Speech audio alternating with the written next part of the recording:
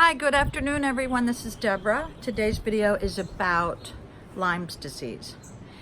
I got this when I was target practicing with the PAX Naval Base guys, and we were in a prone position using a scope, and I shot the bullseye every time. Needless to say, the guys gathered their weapons, put it in their truck, and never heard from them since, because they don't like it when a woman beats them. But my daddy was a sharpshooter in the Army, so he taught me how to shoot. Okay, so because I was laying in the grass with the scope, I went into the house, I guess about 6 hours later, and was getting ready to shower, and I noticed ticks on my stomach. So I pulled them off. There's a certain way you have to pull them off, so you should research this. And all of a sudden, I started feeling sick. And within 24 hours, I looked like I was 8 months pregnant. It had swelled up my stomach. I pulled off about 6 of them.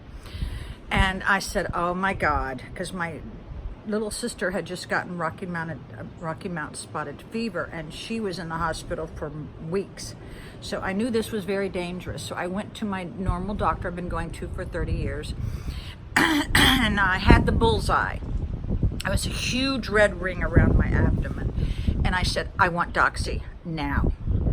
And he goes, well, you haven't been. I said, I know what I have. Give me the Doxy. So he gave me 12 days, 2 weeks supply. And when I was on this, I remember I was at an ideal weight, and I remember I gained 10 pounds because you have no energy. It affects you neurologically. And all I could do was just lay on the couch. And when when you have no activity, of course, the pounds just pack on.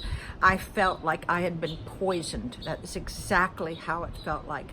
And I did a video on my front porch, and I remember loading it on Facebook, and I didn't even look like myself. And my family was in an uproar. They go, take it off, take it off. I wish I had kept it up there.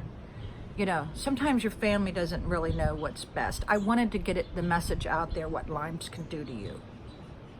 I wasn't myself. I wasn't even thinking correctly, because once you have it, it's always in your body. Now, I could be mistaken, but this is what I remember reading.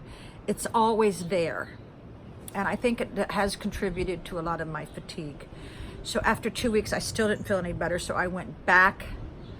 I went to a specialist, and I remember bleeding. I mean, I was like coughing up blood and stuff. I mean, it was just horrible. And so I went on another session of Doxycycline from my regular doctor.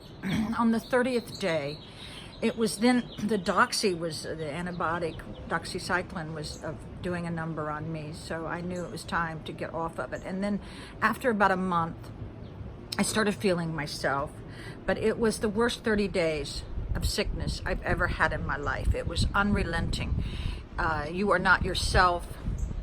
And so I want you all, I don't care if you're outside in the yard just for a couple seconds, always look over your children. And the only way to check all this is for them to be, stripped down naked, because that's where they hide, in places that you're not going to see.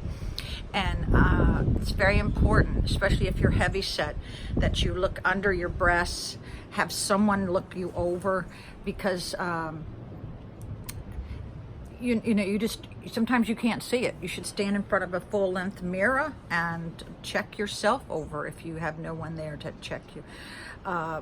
So if you're out and about in any kind of grassy areas or weeds, you've got to be diligent, because this affected my life. It's still affecting my life, is the Lymes. And I remember people being on the Phil Donahue show back in, I guess, the late 70s, talking about this as like unheard of.